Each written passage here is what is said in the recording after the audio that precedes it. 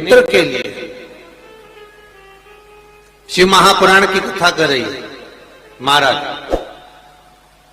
भगवान शंकर का जो शिवलिंग है और शंकर भगवान के शिवलिंग के सम्मुख में उत्तर के भाग में जो जल बहता है उसके बीच में एक मोटी सी लाइन होती है जिसका नाम हमने पहले भी कहा अशोक सुंदरी।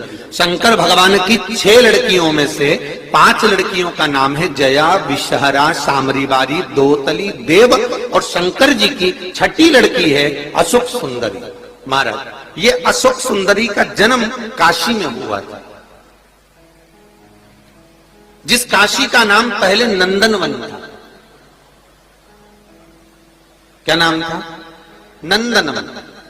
उस काशी में अशोक सुंदरी का जन्म अर्थात माता पार्वती को भगवान भ्रमण कराने के लिए जब पार्वती मैया बोली आज मेरा मन कर रहा है कि अपन नंदनवन चलते हैं, तो भगवान शिव काशी ले गए पार्वती मैया। और वहां उन्होंने एक वृक्ष को सम्मुख में बैठकर माता जगत जननी जगदम्बा माता पार्वती ने उस वृक्ष की साक्षी में उस वृक्ष से एक कन्या को प्रकट करा जिसका नाम शोक को दूर करने वाली अशोक सुंदरी। महाराज जो शोक को दूर कर दे, दुख को दूर कर दे, उस कन्या को प्रकट किया।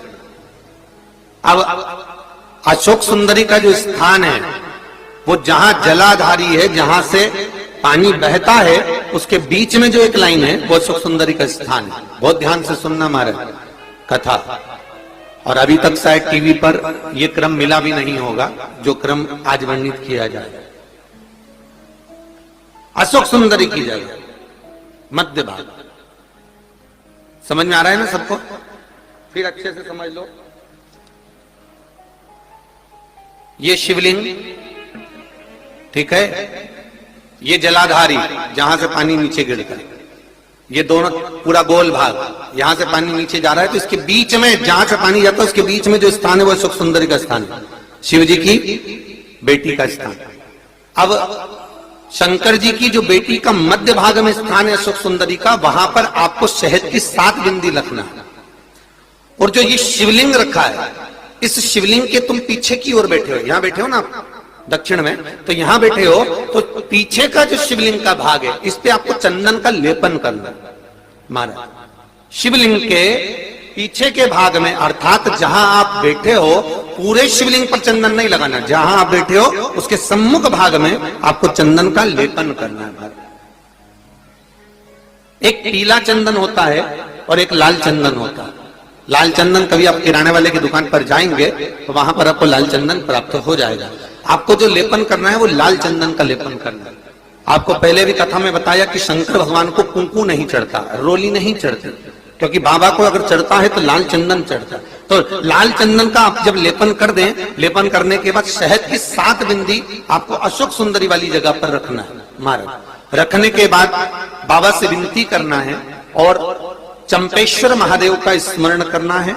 चंपेश्वर महादेव का स्मरण कर कर हाटकेश्वर महादेव का नाम लेकर बिंदी को लगाना है।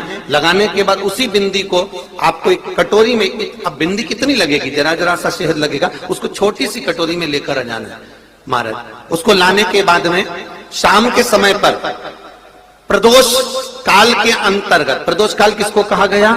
सूर्य अस्त जब होता है, सूर्य अस्त के समय से का जो समय वर्णित किया गया वो प्रदोष काल का वर्णन किया गया। महाराज तो उस समय पर नैनों में उसको काजल जैसा लगाना है और ऊपर की ओर देखना है। लगभग 1 मिनट देख लिया, 1.5 मिनट देख लिया, बहुत है महाराज, उतना बहुत है।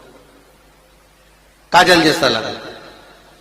एक कटोरी में जो तुमने चंदन लगाया है उस चंदन को निकाल कर लाना है और आंखों के नीचे भाग में उसको समर्पित करना है। महाराज ये 2-3 चीजों में काम आता है। एक तो नेत्र की ज्योति बढ़ाने के लिए, जो चश्मे वाले नंबर हैं उसको उतारने के लिए। दूसरा, नेत्रों के नीचे जो कालापन आ जाता है उसको मिटाने के लिए इसका प्रयोग किया जाता है। महाराज तीसरा, इस शहद का प्रयोग नारी के जो रजो धर्म से जुड़ी हुई तकलीफें होती हैं, नारी के रजो धर्म से जुड़ी हुई जो प्रॉब्लम होती है उसमें भी ये शहद काम आता है। महाराज इस शहद का केवल प्रदोष काल के समय इसको चाट लिया जाता है, तो उससे भी नारी के जो रजोधर्म से जुड़े हुए प्रॉब्लम होती है उसमें भी उसको अंतर जाता है। तो हाटकेश्वर महादेव और दूसरा जम के बोलिए चंपेश्वर महादेव, इसका स्मरण आपको करना है, इसको धारण कर आप सुख को प्राप्त कर। तो भगवान शिव देने वाला है, बस